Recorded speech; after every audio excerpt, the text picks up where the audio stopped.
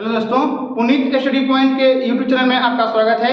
दोस्तों, आज हम देखेंगे मेंसुरेशन का पार्ट 7। अगर आप पार्ट 1 से लेकर के 6 तक नहीं देखे हैं तो जाइए और पार्ट 1 से 6 को देखिए। ये टोटल का टोटल प्रीवियस ईयर पेपर है। ये किसी न किसी एग्जाम में पूछा गया है और इसका नोट्स तैयार कीजिए और बार बार रिविजन कीजिए, निश्चित ही आपको समझ में आएगा। ठीक है, तो आइए पार्ट 7 का फर्स्ट क्वेश्चन देखते हैं। एक नियमित बहुभुज में विकर्णों की संख्या कितनी है? 90 है। तो भुजाओं की संख्या निकालें। ठीक है, विकर्णों की संख्या क्या दिया है? 90। तो विकर्ण की संख्या क्या? विकर्ण इक्वल टू क्या होता है? n into n minus 3/2। पुनः फिर सुने, विकर्ण इक्वल टू क्या है? n into n minus 3/2। अब विकर्ण के स्थान पर विकर्ण का मान रखेंगे। कितना दिया है विकर्ण? 90 और n इंटू n माइनस 3/2। जब यहां पर हम क्या करेंगे कि n इंटू n माइनस 3 का जब मान निकालेंगे तो जो 90 है 2 से गुणा करेगा तो कितना हो जाएगा? 9 दूनी 18 अर्थात 1 जीरो बैठेगा 180। सबसे यहाँ पर देखिए, यहाँ पर जब हल करेंगे तो द्विघात समीकरण बनेगा। ठीक है, हल करेंगे इसको पूरा तो क्या बनेगा? द्विघात समीकरण बनेगा। इस द्विघात समीकरण से बचने के लिए क्या करेंगे कि जो ऑप्शन में हमारा मान दिया होगा ना, उसी मान को हम पुट करके देखेंगे। बारी बारी से पुट करेंगे और यहाँ पर जब 180 के बराबर आ जाएगा ना तो वही मेरा ऑप्शन क्या होगा? सही होगा। तो आइए ऑप्शन, ये क्यों कर रहे हैं ऑप्शन से? क्योंकि यहाँ पर द्विघात समीकरण बन रहा है। ठीक है, द्विघात समीकरण में थोड़ा सा दिक्कत महसूस होगा हल करने में, तो उससे बचने के लिए क्या करेंगे कि ऑप्शन के अकॉर्डिंग चल देंगे। ऑप्शन को उठाएंगे और यहाँ पर मान रखेंगे। अगर 180 के बराबर आ जाएगा वही मेरा क्या हो जाएगा? ऑप्शन सही होगा। तो आइए ऑप्शन ए को उठाते हैं और रखते हैं कितना? 15। तो n के स्थान पर क्या रखेंगे? 15। तो 15 है तो 15 इंटू जब 15 में से माइनस करेंगे 3 को तो कितना आ जाएगा? 12 इक्वल टू कितना? 180। अब इसको गुना करेंगे। 15 दूना 30। अब 15 एकम 15 और 3 कितना? 15 3 18 अर्थात इसका गुणनफल कितना आ गया? 180 और यहाँ पर भी 180 अर्थात LHS और RHS क्या आ गया मेरा? बराबर। LHS और RHS क्या आ गया? बराबर। तो ऑप्शन नंबर ए मेरा क्या हो जाएगा? राइट आंसर हो जाएगा। अर्थात भुजाओं की संख्या कितनी? 15 और ए मेरा क्या है? आंसर है।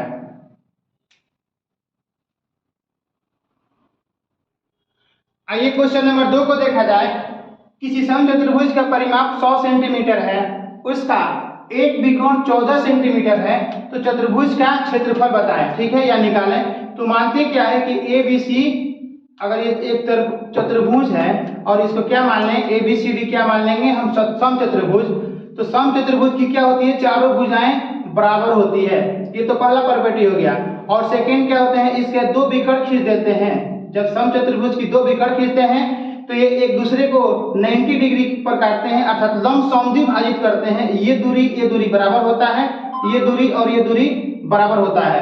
पुनः एक बार फिर सुने, अगर ABCD क्या है? एक समचतुर्भुज है, तो समचतुर्भुज की भुजाएं क्या होती है? चारों आपस में बराबर होती है। इसके दो विकर्ण होते हैं, एक दूसरे को लंब समद्विभाजित करते हैं। ठीक है, अर्थात ये दूरी और ये दूरी बराबर होता है, ये दूरी और ये दूरी बराबर होता है। तो आइए सबसे पहले इस परिमाप की सहायता से हम ए को मान अर्थात भुजा को निकालते हैं। तो क्या होता है? परिमाप इक्वल टू समचतुर्भुज का परिमाप क्या होता है?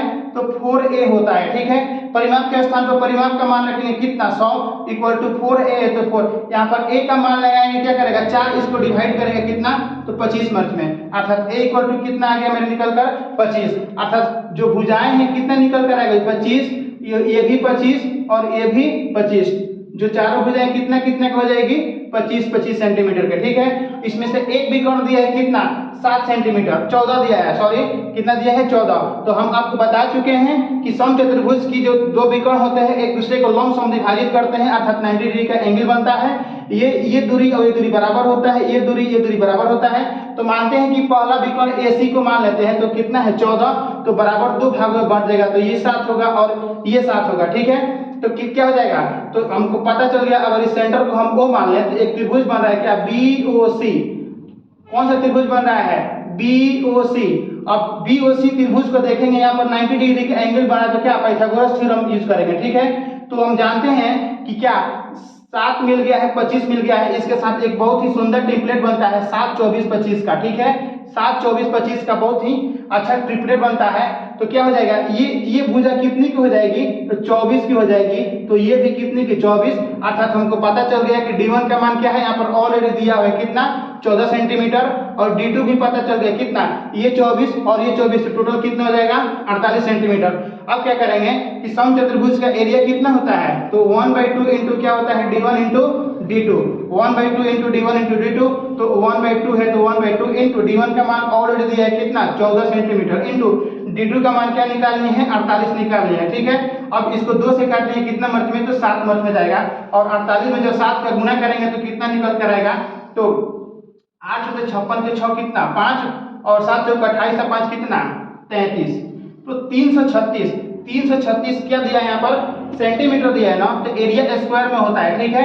तो 336 सेंटीमीटर स्क्वायर मेरा क्या हो जाएगा, राइट आंसर हो जाएगा। आइए इस क्वेश्चन को बहुत ही कम समय में कैसे बना सकते हैं। तो क्या है, ये समचतुर्भुज के इसका परिमाप दिया, तो क्या करेंगे, फट से यहाँ पर क्या करेंगे कि a का मान निकालने का प्रयास करते हैं। परिमाप इक्वल टू क्या होता है, 4a, और यही मान दिया है कितना, 100। फट से a का मान निकालेंगे कितना, 25। तो हम जानते हैं कि समचतुर्भुज की भुजाएं 25 होती है, तो यहाँ पर भी 25, यहाँ पर भी 25 और यहाँ पर भी 25।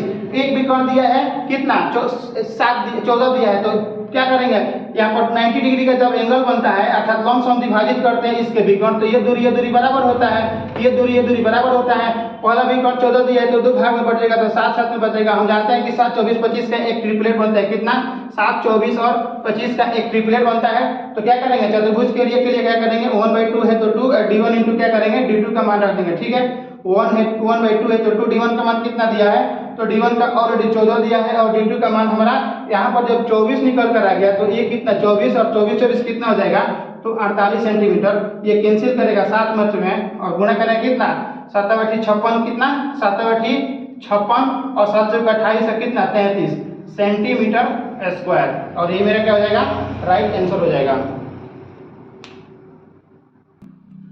आइए क्वेश्चन नंबर 3 को देखा जाए। एक नियमित बहुभुज में भुजाओं की संख्या 10 है, तो विकर्णों की संख्या निकालें। आइए क्वेश्चन नंबर 3 को पुनः देख लेते हैं। लाइट कट गया इसलिए थोड़ा सा डिस्टर्बिंग हुआ, ठीक है। तो आइए क्वेश्चन नंबर 3 को देखते हैं। एक नियमित बहुभुज में भुजाओं की संख्या 10 है, तो विकर्णों की संख्या क्या है। तो विकर्णों की संख्या इक्वल टू क्या होता है, विकर्णों की संख्या इक्वल टू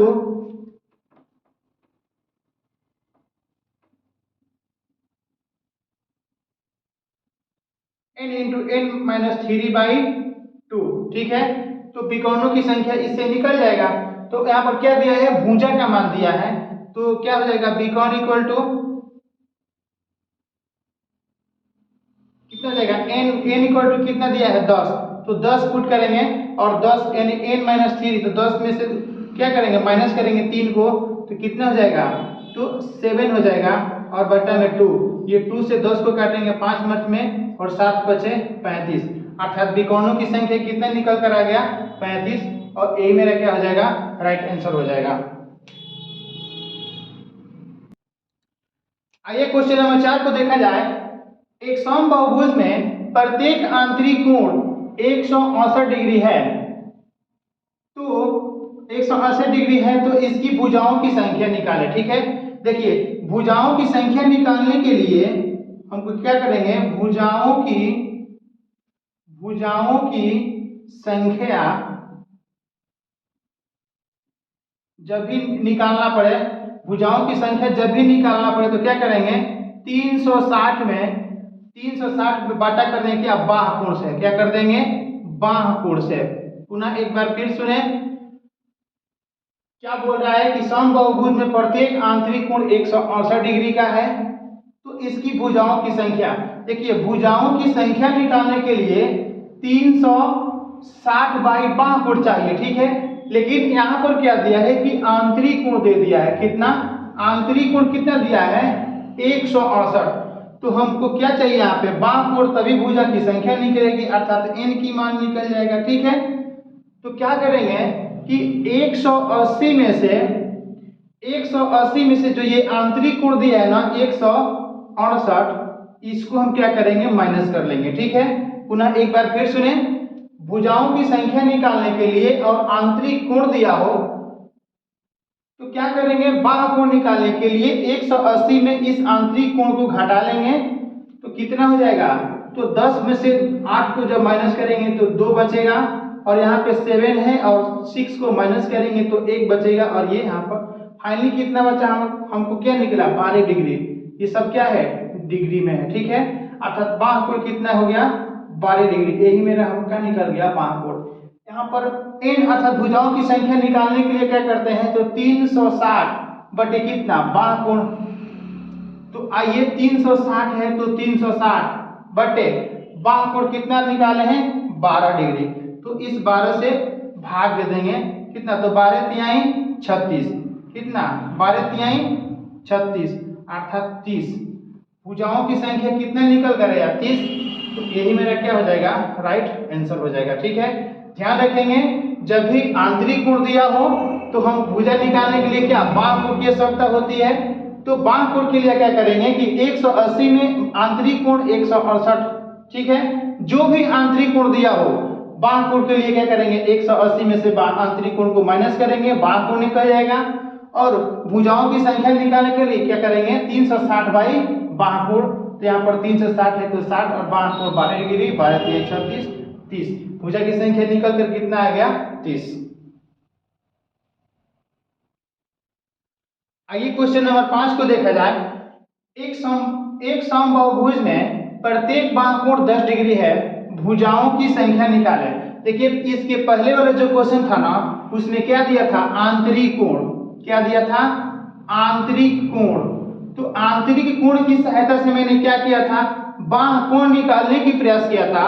पुनः एक बार फिर सुने, इसके पिछले वाला जो क्वेश्चन था उसमें क्या दिया था आंतरिक कोण दिया था, तो इस आंतरिक कोण की सहायता से मैंने बाह्य कोण निकाला था, तो क्या किया था 180 में इस आंतरिक कोण को घटा दिया था, क्या किया था आंतरिक कोण को घटा दिया था, तो क्या मिला हमको बाह्य कोण मिला। ठीक है, यहाँ पर ऑलरेडी बाह्य कोण दिया हुआ है क्योंकि भुजाओं की संख्या अर्थात n, क्या भुजाओं की संख्या